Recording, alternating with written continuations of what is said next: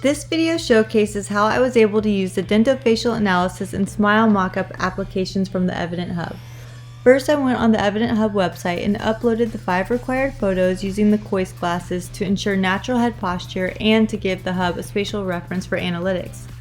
Once the Hub completes the analytics and the 2D smile design, I'm able to review the results through the platform and download the files as PDFs. Here's an overview of the dental facial analysis, first showing the maxillary lip dynamics, letting you know how much of the maxillary teeth are displayed. Then you can see the cuspid display, which is the first reference point in your facially generated treatment planning process. Then the interalar width that gives you the insight into the desired total maxillary anterior tooth width and thus the ideal maxillary central incisor width for the patient. The mandibular lip dynamics are shown as well.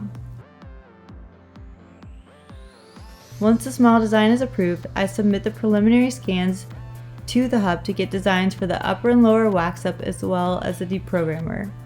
Not only can Evident help you with the 2D smile design process, but they can also design the 3D digital wax up as well as the deprogrammer to get you to the final restorations.